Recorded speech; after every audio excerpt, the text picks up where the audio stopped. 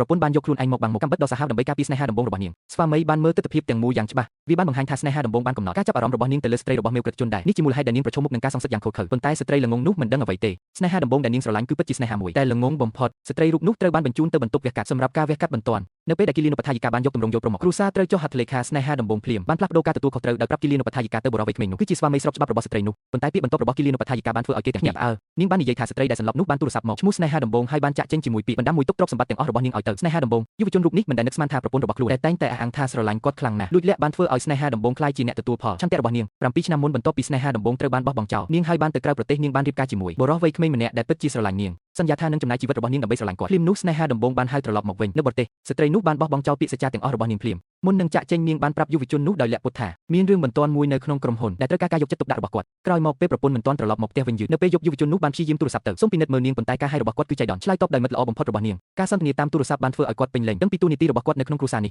េះប្រពន្ធបានចំអកឲ្យគាត់នៅចំពោះមុខនាងភ័ក្រដោយនិយាយថាគាត់គ្រាន់តែជាអ្នកជំនួសសម្រាប់ស្នេហាដំបូងនាងគ្រាន់តែរក្សាគាត់ឲ្យនៅជុំវិញដើម្បីឆ្លងកាត់ពេលវេលារងចាំស្នេហាដំបូងត្រឡប់មកវិញថ្ងៃមួយស្នេហាដំបូងបានមកដល់ជាមួយអាហារសម្រន់តាមពិតទៅមកញុះញង់យុវជននោះហើយអាងពីភាពលេចធ្លោដោយឃើញការតុបតែងនឹងប្លង់ផ្ទះគាត់ប្រហែលជាអួតប្រាប់យុវជននោះទាំងអស់នេះត្រូវបានតុបតែងតាមរសជាតិរបស់គាត់នៅពេលនោះយុវជននោះបានដឹងថាខ្លួនគាត់ចំណង់ចំណូលចិត្តរបស់ប្រពន្ធតែងតែត្រូវបានផ្ដោតជាសំខាន់ជុំវិញស្នេហាដំបូងពេលប្រពន្ធឃើញស្នេហាដំបូងត្រឡប់មកផ្ទះវិញនាងភ័យស្លន់ស្លោដោយអះអាងថាគាត់គ្រាន់តែជាមិត្តភក្តិចាស់កាលពីកុមារភាពយុវជននោះបានមើលនាងកុហកដោយបើកចំហប៉ុន្តែមិនបានប្រឈមមុខនឹងនាងទេគាត់គ្រាន់តែលេសថាហត់នឿយហើយបានឡើងទៅជន់លើដើម្បីសម្រាកតែម្នាក់ឯងនៅក្នុងបន្ទប់គេងគាត់នឹកឃើញរាល់ពេលដែលប្រពន្ធគាត់ធ្លាប់ធ្វើបានយកចិត្តទុកដាក់ចំពោះគាត់បានគិតថាគាត់ទីបានរកឃើញស្ត្រីម្នាក់ដែលស័ក្តិសមនឹងផ្ដល់អ្វីគ្រប់យ៉ាងនាងបានមើលថែគាត់គ្រប់កាលៈទេសៈវិធីនេះសូម្បីតែមិត្តភក្តិរបស់ពួកគេក៏ដឹងដែរថានាងស្រឡាញ់គាត់ប៉ុន្តែឥឡូវនេះគាត់បានដឹងដោយសោកសៅថាគាត់តែងតែទើបតែជាតួឯកដំបូងស្នេហានៅពេលនោះស្នេហាដំបូងបានធ្វើពុតជាយកស៊ុបក្តៅមួយចានមកពេលយុវជននោះលូកដៃទៅរកវាគាត់បានធ្វើឲ្យស៊ុបក្តៅហៀលើក្មេងដោយចិត្តណាដៃបរោះខណៈពេលដែលយុវជននោះបានចុះទៅជាន់ក្រោមដើម្បីព្យាបាលភ្លើងឆេះស្នេហាដំបូងបានលេងល្បិចមួយទៀតពីក្រោយខ្នងរបស់គាត់ធ្វើពុតជាស្រែកហើយដួលទៅនឹងដីធ្វើពុតជារបួសប្រពន្ធដើរចូលទៅឃើញអ្វីទាំងអស់ដោយមិនបានគិតអ្វីទាំងអស់ស្ទាក់ស្ទើរ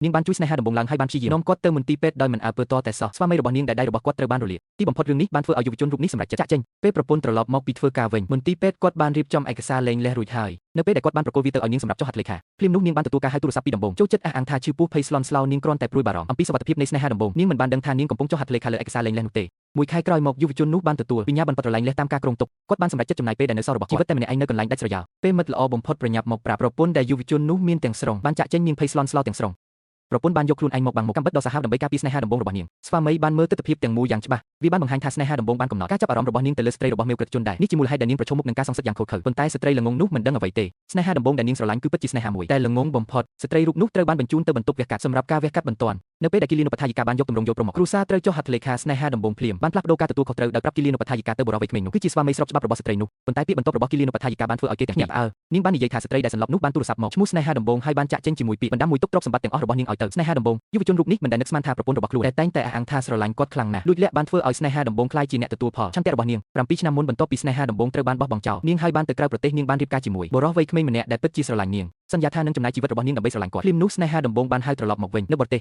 សស្ត្រីនោះបានបោះបង់ចោលពាក្យសច្ចាទាំងអស់របស់នាងភ្លាមមុននឹងចាក់ចេញនាងបានប្រាប់យុវជននោះដោយលាក់ពុតថាមានរឿងបន្ទាន់មួយនៅក្នុងក្រុមហ៊ុនដែលត្រូវការការយកចិត្តទុកដាក់របស់គាត់ក្រោយមកពេលប្រពន្ធមិនទាន់ត្រឡប់មកផ្ទះវិញយឺតនៅពេលយុវជននោះបានព្យាយាមទូរស័ព្ទទៅសូមពិនិត្យមើលនាងប៉ុន្តែការហៅរបស់គាត់គឺចៃដន្យឆ្លើយតបដោយមិត្តល្អបំផុតរបស់នាងការសន្ទនាតាមទូរស័ព្ទបានធ្វើឲ្យគាត់ពេញលេញដឹងពីទូនីតិរបស់គាត់នៅក្នុងគ្រួសារនេះប្រពន្ធបានចំអកឲ្យគាត់នៅចំពោះមុខនាងភ័ក្រដោយនិយាយថាគាត់គ្រាន់តែជាអ្នកជំនួសសម្រាប់ស្នេហាដំបូងនាងគ្រាន់តែរក្សាគាត់ឲ្យនៅជុំវិញដើម្បីឆ្លងកាត់ពេលវេលារងចាំស្នេហាដំបូងត្រឡប់មកវិញថ្ងៃមួយស្នេហាដំបូងបានមកដល់ជាមួយអាហារសម្រន់តាមពិតទៅមកញុះញង់យុវជននោះហើយអាងពីភាពលេចធ្លោដោយឃើញការតុបតែងនឹងប្លង់ផ្ទះគាត់ប្រហែលជាអួតប្រាប់យុវជននោះទាំងអស់នេះត្រូវបានតុបតែងតាមរសជាតិរបស់គាត់នៅពេលនោះយុវជននោះបានដឹងថាខ្លួនគាត់ចំណង់ចំណូលចិត្តរបស់ប្រពន្ធតែងតែត្រូវបានផ្ដោតជាសំខាន់ជុំវិញស្នេហាដំបូងពេលប្រពន្ធឃើញស្នេហាដំបូងត្រឡប់មកផ្ទះវិញនាងភ័យស្លន់ស្លោដោយអះអាងថាគាត់គ្រាន់តែជាមិត្តភក្តិចាស់កាលពីកុមារភាពយុវជននោះបានមើលនាងកុហកដោយបើកចំហប៉ុន្តែមិនបានប្រឈមមុខនឹងនាងទេគាត់គ្រាន់តែលេសថាហត់នឿយហើយបានឡើងទៅជន់លើដើម្បីសម្រាកតែម្នាក់ឯងនៅក្នុងបន្ទប់គេងគាត់នឹកឃើញរាល់ពេលដែលប្រពន្ធគាត់ធ្លាប់ធ្វើបានយកចិត្តទុកដាក់ចំពោះគាត់បានគិតថាគាត់ទីបានរកឃើញស្ត្រីម្នាក់ដែលស័ក្តិសមនឹងផ្ដល់អ្វីគ្រប់យ៉ាងនាងបានមើលថែគាត់គ្រប់កាលៈទេសៈវិធីនេះសូម្បីតែមិត្តភក្តិរបស់ពួកគេក៏ដឹងដែរថានាងស្រឡាញ់គាត់ប៉ុន្តែឥឡូវនេះគាត់បានដឹងដោយសោកសៅថាគាត់តែងតែទើបតែជាតួឯកដំបូងស្នេហានៅពេលនោះស្នេហាដំបូងបានធ្វើពុតជាយកស៊ុបក្តៅមួយចានមកពេលយុវជននោះលូកដៃទៅរកវាគាត់បានធ្វើឲ្យស៊ុបក្តៅហៀលើក្មេងដោយចិត្តណាដៃបរោះខណៈពេលដែលយុវជននោះបានចុះទៅជាន់ក្រោមដើម្បីព្យាបាលភ្លើងឆេះស្នេហាដំបូងបានលេងល្បិចមួយទៀតពីក្រោយខ្នងរបស់គាត់ធ្វើពុតជាស្រែកហើយដួលទៅនឹងដីធ្វើពុតជារបួសប្រពន្ធដើរចូលទៅឃើញអ្វីទាំងអស់ដោយមិនបានគិតអ្វីទាំងអស់ស្ទាក់ស្ទើរ